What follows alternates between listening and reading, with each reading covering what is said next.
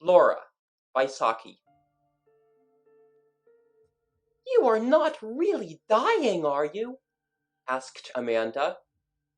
"I have the doctor's permission to live till Tuesday," said Laura. "But today is Saturday. This is serious," gasped Amanda. "I don't know about it being serious. It is certainly Saturday," said Laura. "Death is always serious," said Amanda. "I never said I was going to die. I am presumably going to leave off being Laura, but I shall go on being something. An animal of some kind, I suppose. You see, when one hasn't been very good in the life one has just lived, one reincarnates in some lower organism, and I haven't been very good when one comes to think of it. I've been petty and mean and vindictive, and all that sort of thing when circumstances have seemed to warrant it." "Circumstances never warrant that sort of thing," said Amanda hastily. "If you don't mind my saying so," observed Laura, "Egbert is a circumstance that would warrant any amount of that sort of thing. You are married to him. That's different. You've sworn to love, honor, and endure him. I haven't." "I don't see what's wrong with Egbert," protested Amanda. "Oh, I dare say the wrongness has been on my part," admitted Laura dispassionately.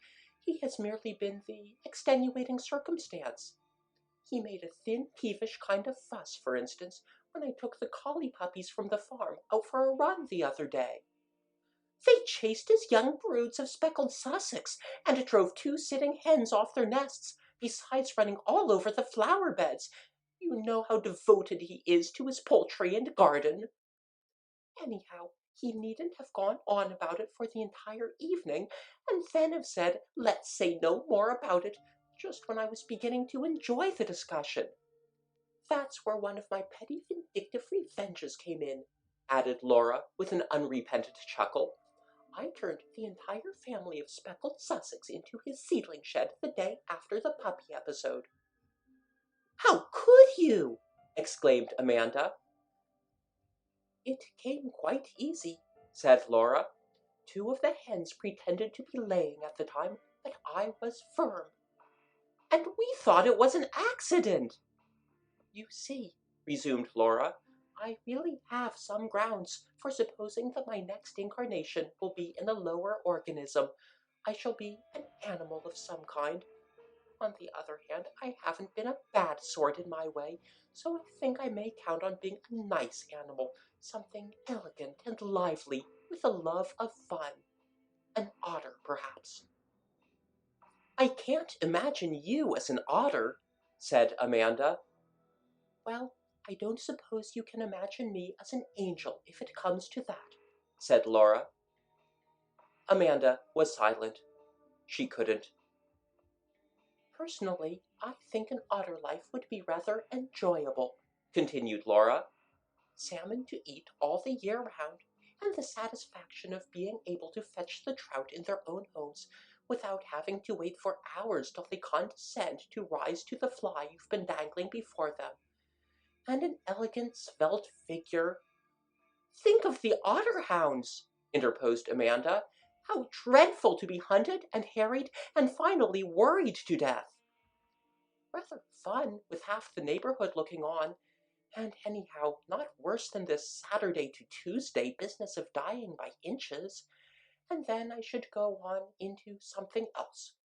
If I had been a moderately good otter, I suppose I should get back into human shape of some sort.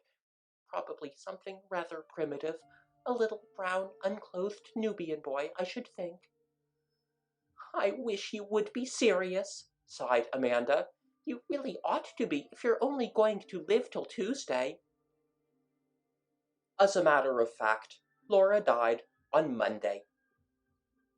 "So dreadfully upsetting," Amanda complained to her uncle-in-law, Sir Lulworth Quayne. "I've asked quite a lot of people down for golf and fishing, and the rhododendrons are just looking their best." "Laura always was inconsiderate," said Sir Lulworth. "She was born during Goodwood week, with an ambassador staying in the house who hated babies." "She had the maddest kind of ideas," said Amanda. "Do you know if there was any insanity in her family?" "Insanity? No, I never heard of any. Her father lives in West Kensington, but I believe he's sane on all other subjects." "She had an idea that she was going to be reincarnated as an otter," said Amanda. "One meets with those ideas of reincarnation so frequently, even in the West," said Sir Lulworth, "that one can hardly set them down as being mad. And Laura was such an unaccountable person in this life that I should not like to lay down definite rules as to what she might be doing in an after state." "You think she really might have passed into some animal form?" asked Amanda. She was one of those who shape their opinions rather readily from the standpoint of those around them. Just then Egbert entered the breakfast room, wearing an air of bereavement that Laura's demise would have been insufficient in itself to account for. "4 of my speckled Sussex have been killed," he exclaimed, "the very 4 that were to go to the show on Friday. One of them was dragged away and eaten right in the middle of that new carnation bed that I've been to such trouble and expense over. My best flower bed and my best fowls singled out for destruction. It almost seems as if the brute that did the deed had special knowledge how to be as devastating as possible in a short space of time." "Was it a fox, do you think?" asked Amanda. "Sounds more like a polecat," said Sir Lulworth. "No," said Egbert. "There were marks of webbed feet all over the place, and we followed the tracks down to the stream at the bottom of the garden. Evidently an otter." Amanda looked quickly and furtively across at Sir Lulworth. Egbert was too agitated to eat any breakfast, and went out to superintend the strengthening of the poultry-yard defences. "I think she might at least have waited till the funeral was over," said Amanda in a scandalized voice. "It's her own funeral, you know," said Sir Lulworth. "It's a nice point in etiquette how far one ought to show respect to one's own mortal remains." Disregard for mortuary convention was carried to further lengths next day. During the absence of the family at the funeral ceremony, the remaining survivors of the speckled Sussex were massacred. The marauders' line of retreat seemed to have embraced most of the flower beds on the lawn, but the strawberry beds in the lower garden had also suffered. "I shall get the otter hounds to come here at the earliest possible moment," said Egbert savagely. "On no account! You can't dream of such a thing!" exclaimed Amanda. "I mean, it wouldn't do so soon after a funeral in the house." "It's a case of necessity," said Egbert. "Once an otter takes to that sort of thing, it won't stop." "Perhaps it will go elsewhere now there are no more fowls left?" suggested Amanda. "One would think you wanted to shield the beast," said Egbert. "There's been so little water in the stream lately," objected Amanda. "It seems hardly sporting to hunt an animal when it has so little chance of taking refuge anywhere." "Good gracious!" fumed Egbert. "I'm not thinking about sport.